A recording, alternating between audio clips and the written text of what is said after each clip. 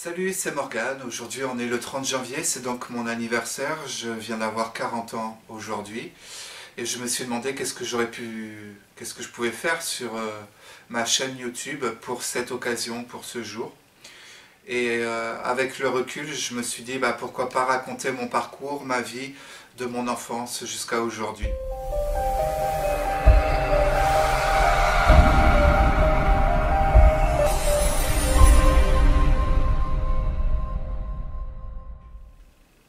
Donc ce que je vais révéler dans cette vidéo, beaucoup de personnes ne sont pas au courant, mes amis les plus proches ne le savent même pas, certaines choses que je leur ai jamais dit, ne souhaitant pas faire pleurer dans les chaumières, ne souhaitant pas raconter des choses assez tristes que j'ai vécues. Donc beaucoup de choses, beaucoup de mes amis ne sont pas au courant de certaines choses que j'ai vécues. Donc je vais faire au plus court, je ne vais pas vous raconter en détail ma vie, mais je vais faire au plus court, dans les grandes lignes, ce qui m'a le plus marqué de mon enfance jusqu'à aujourd'hui. Alors il faut savoir que mes parents sont tourangeaux. Ils sont de Tours, en Indre-et-Loire. Mon père était CRS quand j'étais enfant et ma mère était dactylo. Mon père, originaire de Tours, était travaillé sur Lyon, à la caserne, dans une caserne de Lyon, en tant que CRS. Et donc j'ai été procréé à Lyon. Comme mon père voulait que ses enfants soient tourangeaux, il a demandé à ma mère qu'elle vienne à Tours pour accoucher. Donc j'ai un frère, j'ai une grande sœur, après il y a moi, après il y a mon petit frère. Et donc les trois, on est nés à Tours. À la même époque, donc juste quand je venais de naître, mes parents ont décidé de faire construire une maison à Fondette. C'est un petit village qui est en banlieue de Tours. Voilà. Pour les grandes lignes, de ma plus jeune enfance jusqu'à... J'arrive pas très bien à me rappeler mes premiers souvenirs avant que la maison soit finie. Parce que mon père, après avoir fini sa mission sur Lyon, ils sont revenus à Tours. Et du coup, comme la maison qu'ils avaient décidé de construire n'était pas terminée, on a emménagé dans un quartier de Tours qui s'appelait Les Fontaines, dans des HLM. Et donc ça, mais vraiment, j'étais enfant, j'ai à peine de vagues souvenirs de ça. J'étais vraiment très très enfant, 2-3 ans, un truc comme ça. Et je suis... donc on est arrivé dans la maison, une fois qu'elle était finie d'être construite, à Fondette, j'avais 4 ans. 3-4 ans, je ne me rappelle plus, enfin ça devait être un truc comme ça. Bref, mes premiers souvenirs d'enfance, c'est des événements tragiques quand mon père et ma mère, ça n'allait plus tous les deux. Et mon père frappait ma mère. Ils se disputaient, ils se frappaient dessus. Ma mère ne se laissait pas faire. Elle a cassé des chaises sur la tête à mon père. Et donc moi j'ai vu ça, j'étais enfant. Bref, donc je vous passe tous ces détails-là. Mes parents, ils ont divorcé, j'avais 6 ans. Ma mère a repris un appartement, mon père a gardé la maison. Il a donné une part à ma mère, de la valeur de la maison naturellement. Et puis voilà, donc ça commence, j'ai 6 ans, ma mère prend un appartement et elle fait venir mon beau-père, elle fait venir un homme dans la maison. Donc là je commence à vivre l'enfer. C'était un homme un peu beaucoup violent.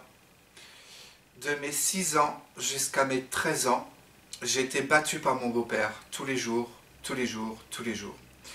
Il faut savoir qu'il se servait comme prétexte pour me frapper du fait que je faisais pipi au lit. J'ai fait pipi au lit très tard, c'est quelque chose que je ne contrôlais pas. Je préfère le préciser parce que dans ma famille on disait que je le faisais exprès, ma mère et mon beau-père disaient que je le faisais exprès pour les emmerder. Et chose qui est complètement fausse, je ne faisais pas du tout exprès, au contraire j'aurais bien aimé ne pas avoir ce problème. Bref, donc mon beau-père, lui, se servait de ce prétexte-là pour me frapper, tous les jours. Dès qu'il rentrait du boulot, il me tabassait parce que j'avais fait pipi au lit. Ou alors il nous donnait à mon frère et à moi, il disait je veux pas que vous parliez dans votre chambre le soir quand on allait se coucher, on n'avait pas le droit de se parler tous les deux avec mon frère. Et mon beau-père, il guettait à la porte de la chambre, et dès qu'il nous entendait chuchoter, mon frère et moi, avant de s'endormir, il rentrait dans la chambre avec un martinet, et il prenait le manche en bois du martinet et il me fracassait les jambes. Et il s'approchait de mon frère et il disait à mon frère, fais semblant de pleurer pour que ton frère il croie que je te frappe. Parce qu'en fait, mon beau-père il frappait pas mon frère. Mon frère et mon beau-père s'adoraient tous les deux parce qu'ils avaient une passion commune, c'était le foot. Ils étaient fans du foot. C'est débile, hein, mais c'était comme ça. Donc, et ma mère avait dit à mon beau-père qu'il avait surtout pas intérêt d'y toucher. Moi, elle s'en foutait. Ma mère se foutait complètement de ce que mon beau-père me faisait. Elle savait que ça le détendait de me fracasser, et du coup, elle laissait faire. Donc je vous passe tous les détails. J'ai vécu l'enfer de mes 6 ans jusqu'à mes 13 ans. À l'âge de 13 ans, j'ai été retiré par le tribunal de Tours. J'ai été retiré de chez ma mère et j'ai été placé chez mon père. Mon père qui s'était remarié avec une femme qui avait 2 filles. Et je vous jure, je n'invente pas, je vous jure, j'ai vécu un peu l'histoire de Cendrillon quand je suis arrivé chez mon père. Parce que ma belle-mère, elle donnait tout pour ses filles, et moi, j'étais la dernière roue du carrosse. En fait, je vous donne un exemple, par exemple, donc elle avait une fille qui était plus vieille que moi et une fille qui était plus jeune. Et celle qui était plus jeune, donc elle achetait les affaires scolaires neuves pour sa fille et elle me donnait à moi les vieilles affaires de ses filles des années précédentes, quoi. Mais enfin bon, bref, ça c'est pas bien grave parce que on me frappait plus, donc moi j'étais heureux et voilà. Mais avec l'enfance que j'avais eue, j'ai pas pu suivre à l'école et donc j'étais un cancre, j'étais un gros nul, j'étais mais nul de chez nul à l'école, je n'y comprenais rien, je n'ai jamais rien compris à l'anglais et le pire du pire c'était le français, l'orthographe. J'ai jamais eu 1 sur 10 ou 1 sur 20 en dictée, je n'ai jamais eu 1. J'ai toujours eu que des zéros, que des zéros, que des zéros, que des zéros. J'étais nul. Voilà. Bref, donc je ne suivais pas à l'école et à 14 ans, mon père il m'a dit ça peut pas continuer comme ça, qu'est-ce que tu veux faire de ta vie plus tard et tout machin. Et moi je voulais travailler, je voulais être indépendant, je voulais plus être dans un milieu familial parce que j'ai jamais reçu d'amour moi de mes parents. Mon père n'était pas affectueux, il n'était pas méchant mon père, mais il n'était pas affectueux. Donc moi je voulais pas rester dans un milieu familial, je voulais travailler et être indépendant, et avoir mon logement et voilà. Et du coup mon père il m'a dit bah quel métier tu voudrais faire. Alors mon premier métier que je voulais absolument, enfin c'était un rêve de gosse, c'était être chanteur. Donc mon père et ma belle-mère m'ont dit chanteur c'est pas un métier, il faut que tu fasses autre chose, tu trouves autre chose. Donc j'ai dit bah j'aimerais bien être coiffeur et comme j'étais très efféminé quand j'étais gamin, ma belle-mère elle a dit à mon père ah bah non s'il est coiffeur ça va être encore plus pire, il sera encore plus efféminé. Du coup mon père il m'a dit bah tu vas choisir un métier dans la restauration. Donc soit cuisinier, soit serveur. Je suis rentré dans des restaurants pour voir qu'est-ce qui me plaisait le plus. Et j'ai choisi la restauration, le serveur. Et puis voilà, j'ai fait mon apprentissage. Et puis, bon, je vous passe tous les détails. À 18 ans, je suis parti à Paris. Quand mon apprentissage était terminé, je suis parti à Paris et là je me suis fait... je suis resté 3 mois à Paris. Je chantais dans un cabaret, un piano-bar à Châtelet-Les Halles. Et puis ensuite, un soir, en rentrant chez moi, j'habitais à la rue Léon Blum, du côté de la Bastille. Un soir, en rentrant chez moi, Je mets la clé dans la porte, j'habitais au 2e étage, si je me rappelle bien. Je mets la clé dans la porte et il y a 2 personnes qui sont arrivées derrière mon dos, qui étaient planquées sur le palier. Ils sont arrivés derrière mon dos, ils m'ont poussé dans l'appartement. Et je me suis fait agresser et ça a duré de minuit jusqu'à 6 heures du matin. Il y a eu viol et tabassage. Ils m'ont attaché et puis à 6 heures du matin, ils commençaient à vider mon appartement. J'ai réussi à me détacher, je ne sais pas comment. J'ai sauté sur le téléphone, j'ai appelé la police. Je leur ai dit venez vite, voilà. J'ai entendu qu'il y en a un qui remontait, qui ouvrait la porte de l'appartement. J'ai balancé le téléphone. J'ai couru dans les toilettes parce que je savais qu'il me verrait que j'étais détaché. J'ai couru dans les toilettes et j'ai dit bon bah... il m'a dit comment t'as fait et tout machin. Et j'ai dit j'avais trop envie de pisser, il fallait absolument que je me lève et tout machin. Et du coup il s'est posé des questions mais... bon voilà, c'est passé, il m'a rattaché, il m'a refoutu sur le lit. Et puis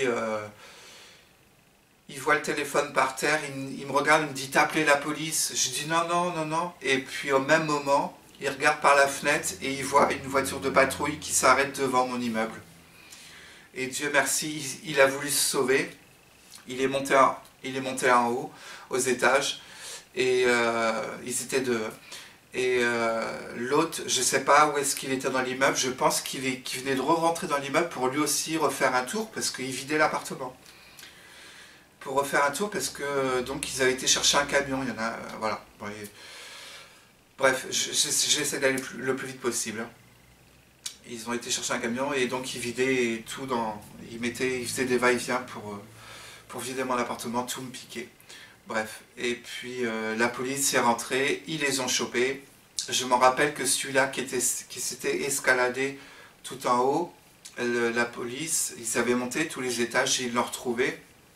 Ils ont mis les menottes, ils sont redescendus, ils sont arrêtés devant ma porte. Le mec il disait qu'il était pour rien, qu'il ne savait pas, il ne comprenait pas et tout machin. Du coup ils l'ont arrêté devant ma porte. Et la police, ils m'ont dit, il était attaché le mec, hein, les mains dans le dos. Et la police, ils m'ont dit, est-ce qu'il en faisait partie? Et le mec, il me regardait, il me faisait des clins d'œil, il me disait non comme ça, il me faisait signe de la tête, non, non, dis non. Et là, j'ai hurlé, j'ai dit oui, et j'ai traité de tous les noms, voilà. De là, la police m'ont dit, bon, vous avez été violé. J'avais trop honte, mais vraiment trop honte. Et comme ils ont vu que j'avais juste eu le temps de remettre un slip, j'étais à poil, et j'ai juste eu le temps de remettre un slip, et du coup, j'ai dit oui, et puis ils m'ont dit, il faut que vous veniez avec nous, parce qu'il faut que vous déposiez plainte. Bref, donc je me suis habillé, j'ai fermé la porte, j'ai été déposé plainte, il a fallu que je raconte tout ce que j'ai vécu, c'était l'horreur. Franchement, je souhaite à personne. Bref, je suis rentré chez moi. Quand je suis rentré chez moi, j'étais complètement traumatisé. Je me suis affalé sur le lit, parce que je n'avais pas dormi de la nuit. J'étais épuisé, je me suis affalé sur le lit, et de là, j'ai le souvenir que je suis resté pendant une semaine, les yeux grands ouverts, en regardant le plafond. Je n'ai pas bougé, je n'ai pas mangé, je n'ai rien du tout. J'ai ce souvenir d'être paralysé pendant une semaine à regarder le plafond. Et de là, j'ai dit, c'est ça, ça va être ça ma vie, que des catastrophes. Parce qu'avec l'enfance que j'ai vécue, et maintenant ça, je fais, mais ça va être quoi ma vie? J'avais 18 ans, je venais d'avoir 18 ans. Et j'étais à la limite de vouloir me suicider. Et comme j'avais mis un peu d'argent de côté, j'ai décidé de faire mes clics, mes claques. J'ai juste pris un sac de fringues et j'ai pris le train et je suis parti à Marseille, dans le sud. Parce que tout gamin, je disais toujours, je rêve de vivre dans le sud. Et donc, en fait, sans réfléchir, voilà, je suis parti dans le sud, à Marseille. J'ai pris une chambre dans un hôtel en bord de mer, un hôtel qui s'appelait le Mistral. Et puis, je suis resté là-dedans jusqu'à temps que j'ai plus d'argent. Donc ça a été très vite. J'ai dû rester une semaine, 15 jours maximum. Et au bout de 15 jours, j'avais plus d'argent. Je me suis retrouvé à la rue. J'ai vécu pendant 3 mois à la rue. Au tout départ, je me suis réfugié dans une cabane de jardin sur Aubagne. Et puis le bonhomme, le propriétaire de la cabane, je pensais que moi c'était abandonné. Et en fait non, le propriétaire de la cabane, il m'a vu au bout de quelques jours. Il m'a dit, il ne faut pas que vous restiez là, et patati patata. De là, je me suis réfugié dans un garage. Pareil, je pensais que c'était abandonné. Et puis en fait, des gens m'ont vu rentrer dans le garage. En fait, ils devaient me voir depuis 2-3 jours aller dehors et re-rentrer dans le garage. Et du coup, un jour, il y a des gens, ils sont rentrés dans le garage et puis ils m'ont dit, mais qu'est-ce que vous faites là? Et je leur ai expliqué, je leur ai dit, je suis à la rue, je sais pas où aller et tout machin. Et en fait, il y a un monsieur, il a dit, vous allez venir chez moi, prendre une douche et demain je vous emmènerai dans un centre d'hébergement. Je savais pas moi ce que c'était, je savais même pas que ça existait. À l'époque, j'avais 18 ans, je découvrais tout ça, je savais pas.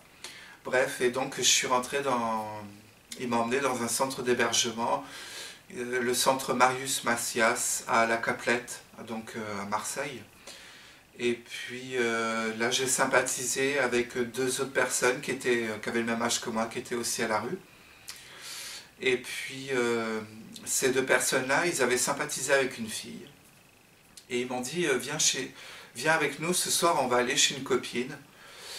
Et je vais vite, hein, je ne rentre pas dans les détails. Donc je parle de ça parce que c'est des choses qui ont une importance, pour que vous compreniez. Donc je vais chez cette fille, hein, je vous rappelle que j'ai 18 ans à l'époque. Je vais chez cette fille qui vivait dans un studio avec sa maman. Et quand cette fille elle a ouvert la porte, on s'est regardé et il y a eu un déclic, il y a eu quelque chose, un feeling. Il y a eu comme un coup de cœur, mais pas quelque chose, c'était pas de l'amour, c'était une complicité comme si on se connaissait depuis toujours. Et je vous dis ça parce qu'en fait cette fille-là, elle est devenue ma meilleure amie. Et avec elle, pendant 2-3 ans, j'ai vécu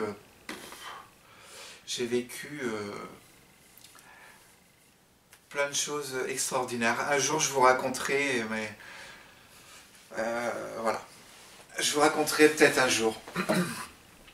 Bref, donc j'ai rencontré cette fille. Cette fille s'appelle Sonia et je suis toujours ami avec elle. Donc plus de 22 ans plus tard, je suis toujours ami avec elle. Elle est toujours elle dans le sud de la France. Après ça, moi donc en même temps que je fréquentais Sonia, j'ai fait la connaissance d'une fille qui s'appelait Muriel, enfin qui s'appelle Muriel, Muriel de M. Et j'ai une relation qui a duré 1 an et demi, 2 ans avec cette fille. Très gentille fille, j'ai quasiment que des bons souvenirs avec elle. Et puis au bout d'1 an et demi, ça s'est un peu dégradé notre relation. Et en fait, moi j'étais attiré par les garçons. J'ai toujours été attiré par les deux, par les filles et les garçons. Et j'ai fait la connaissance d'un mec, donc qui est devenu mon premier amour, Vincent. Ce mec-là, je l'ai rencontré parce que Sonia, ma meilleure amie, qui était pareil, à l'époque, elle était bisexuelle. Elle venait de rencontrer une fille et cette fille, elle habitait juste derrière chez moi. Et donc, un jour, ma meilleure amie, Sonia, elle me téléphone, elle me dit je suis juste à côté de chez toi, chez ma copine. Et elle est avec son meilleur ami et un autre mec qui sortait avec son meilleur ami. On va aller se promener, est-ce que tu veux venir avec nous? Comme ça, je te présente ma copine. Et puis bon, je me rappelle que la veille, j'avais eu un spectacle. Et oui, donc ça, bon. Enfin bref, donc j'y suis allé. Ils sont venus me chercher en bas de chez moi. Elle me fait les présentations. Je rencontre sa copine, très gentille, Karine, elle s'appelait. Karine Chamaillou. Et puis, et sa copine, elle me dit, bah, je te présente mon meilleur ami, qui était derrière, donc, et son copain. Et j'ouvre la porte pour monter derrière la voiture, et là, je vois son meilleur ami, à Karine. Alors là, j'ai eu un coup de cœur amoureux, le flash. Et bref, euh, je vous passe tous les détails. J'ai une relation avec ce mec. Ça a duré quelques mois. Et c'était donc mon premier grand amour. J'ai rompu, malgré que j'étais fou amoureux, j'ai rompu parce qu'il m'a fait cocu 4 fois. Il m'a trompé 4 fois, 3 ou 4 fois, je m'en rappelle plus. Bref, j'ai dit c'est pas ça ma vie. Moi, je veux pas être quelqu'un qui va coucher avec un autre. Voilà. J'avais 19, 20 ans quand je l'ai rencontré, donc je, je n'approuvais pas ça. Être trompé, c'était pas mon truc. Et bref, donc j'ai rompu, et puis voilà. Ensuite, il faut que donc je vous explique, c'est que quand j'ai rencontré ma copine, donc j'avais 18 ans, j'étais au centre Marius Macias à la Caplette, et ma copine elle m'a dit bah, viens vivre chez moi, qui elle vivait chez sa mère. Ils avaient une maison, et donc bah, j'ai débarqué chez sa mère avec elle. Voilà, j'ai fait partie de la famille pendant 2 ans, 1 an et demi, 2 ans, un truc comme ça. Enfin, bref, ils se sont montrés tous gentils. Je sentais que je gênais, hein, mais ils se sont montrés gentils. Et puis, de là, ma copine m'a emmené dans une boîte qui s'appelait le New Cancan à Marseille, rue Sénac. Et puis à 2 heures du matin, dans cette discothèque, le DJ annonce à tout le monde de s'asseoir parce qu'un spectacle allait commencer. Donc tout le monde s'assoit et puis d'un coup, ils envoient le spectacle et c'était 2 artistes transformistes qui s'appelaient les Cooking Show avec Alain et Peter, si je me souviens bien. Et donc Alain était génial parce qu'il faisait que des blagues. Il faisait rire tout le monde. Il était génial. Et Peter, lui, était plus spécialisé, si je me rappelle bien, dans les chorégraphies et dans la création des costumes de scène. Enfin bref, j'ai trouvé ça génial. Et à la fin du spectacle, j'ai dit à ma copine, je veux faire comme eux. Et ma copine, elle m'a dit, quoi, tu veux te déguiser en femme? Je dis non, mais je veux faire ça, je veux faire des spectacles. Et dès le lendemain, j'ai demandé à ma copine et à ma meilleure amie, donc Sonia, qu'on monte des chorégraphies et d'essayer de faire en sorte qu'on se lance dans le spectacle. Parce que moi tout seul j'avais peur. Et puis donc ma meilleure amie, elle pour le fun, elle a dit bah ouais pourquoi pas. Et puis et du coup on a commencé enfin j'ai commencé à monter des chorégraphies, à leur apprendre les danses et tout machin. Comme on n'avait pas d'argent pour acheter des costumes, et ben c'était de briques et de broc. Et puis, enfin bref, donc je vous passe tous les détails. Et puis je me suis lancé, voilà. Et puis ça a duré 20 ans. Je me suis produit dans 48 villes de France, mais aussi au Maroc, en Martinique, en Italie et en Allemagne. Ma meilleure amie, elle a arrêté au bout de quelques mois parce qu'elle m'a dit que c'était pas son truc.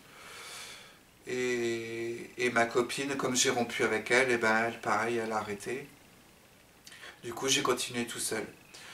À partir de 1998, j'étais tout seul sur scène. Et c'est à cette époque-là qu'on a commencé à me demander de partout. Et puis voilà. Entre-temps, donc quand je suis sorti avec Muriel, après je suis sorti avec mon premier grand amour, Vincent. Il se faisait appeler Vincent, mais son vrai nom c'était Yann. Il se faisait appeler Vincent dans le milieu gay.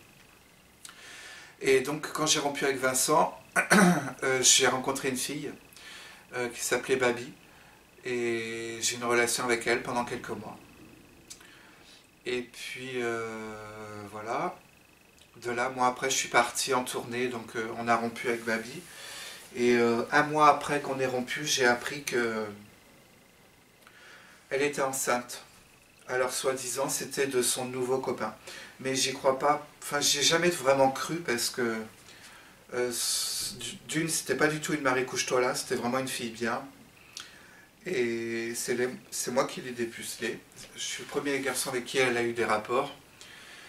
Et à la fin de notre relation, quelques mois avant qu'on rompe, on avait fait nos tests tous les deux, on savait qu'on était en bonne santé, et du coup je mettais plus le préservatif. Et quasiment à chaque fois je jouissais en elle. Bref, donc quand j'ai découvert un mois après qu'on ait rompu qu'elle était enceinte, je me suis vraiment posé des questions et elle a soutenu que c'était pas de moi, que c'était de son nouveau copain. Donc voilà, je sais qu'elle a accouché d'une petite fille. Je ne l'ai jamais vue, je l'ai vue uniquement en photo, un jour, par sa mère à Babi. Et c'est tout. Et ils ont disparu. Donc j'ai jamais su ce qu'ils sont devenus. J'ai jamais pu faire des recherches parce que Babi c'était un surnom. C'était pas son vrai nom. Et son nom de famille, je ne me rappelle plus. Donc je sais pas comment faire pour retrouver cette personne et savoir ce qu'elle est devenue. J'en sais rien. Bref, donc je vous passe tous les détails. Ensuite, en 2005, j'ai rencontré un autre garçon de qui je suis vraiment tombé amoureux, comme le premier que j'ai aimé. Donc c'était la deuxième fois que j'avais un coup de cœur, un coup de foudre. Il s'appelait Wilfried Gaston. J'étais en tournée à Caen, dans le Calvados à l'époque. Et je l'ai rencontré via un chat que M6 faisait quand on était sur M6, on appuyait avec sa télécommande sur le bouton télétexte. Et tu tapais 530, je crois, et tu tombais sur un salon chatboy, un truc comme ça. Et en fait, tu envoyais des SMS et ça écrivait sur l'écran de la télé des messages. Et donc, en fait, c'est comme ça que j'ai échangé avec Wilfried, qu'on s'est connus. Et voilà. Et ça a duré, pareil, quelques mois. Et avec lui, j'ai rompu parce qu'il ne s'assumait pas en tant que gay.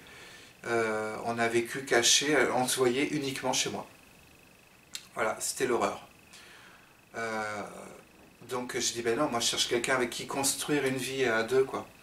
Et lui, il n'assumait pas, il pouvait pas, il voulait pas le dire. Sa meilleure amie n'était pas au courant qu'il était gay. Enfin bref, donc bon, je l'aimais, mais c'était pas possible. Voilà, ensuite, je suis parti, j'ai terminé mes contrats dans le Calvados. Je suis parti à Tours. Et je suis parti à Tours quelques jours. En fait, je me suis produit dans un cabaret à Orléans qui s'appelait l'Insolite. Ouais, ça s'appelait l'Insolite. Et puis, du coup, je faisais les navettes parce que au début, j'étais chez mon père. Et puis, via un chat, je crois, via un chat, j'ai fait la connaissance d'un garçon qui s'appelait Sébastien. Et en fait, j'ai une relation qui a duré un petit moment avec lui. Et Sébastien Lévy, il s'appelait. Et pareil, je ne sais pas ce qu'il est devenu. On s'est séparés parce qu'il partait vivre aux États-Unis. Lui, c'était un intello. Quand je l'ai connu, il venait d'avoir 25 ans, comme moi, on avait le même âge. Et il pouvait faire tout ce qu'il voulait dans la médecine. C'était vraiment un intello. Et du coup, il était rentré chez l'INRA à Tours, un institut de recherche pour les microbes, les machins comme ça. Il était passionné par ça, lui. Et puis, à la fin de son contrat, il a été muté. Enfin, il y a une boîte aux États-Unis qui ont demandé s'il était intéressé pour aller travailler là-bas. Il a dit OK. Et du coup, c'est comme ça qu'on s'est séparés. Voilà, et puis de là, moi je suis reparti après à Marseille.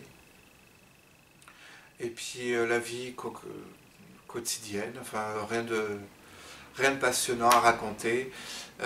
Donc spectacle, c'était boulot, boulot, boulot, boulot, boulot, boulot. Et puis voilà. Ensuite, fin 2013, donc je passe toutes les années. Fin 2013, pour vous parler des choses importantes. Fin 2013, je viens à Tours pour voir mon père, parce que donc moi j'ai une partie de ma famille qui est ici. Je viens à Tours pour voir mon père, et puis mon père me trouvait très amaigri. Il m'a dit, il faut que tu ailles voir mon médecin, parce qu'il y a quelque chose qui ne va pas, et donc j'ai dit ok. J'ai été voir son médecin m'a dit, moi je ne vous connais pas, on va faire une prise de sang.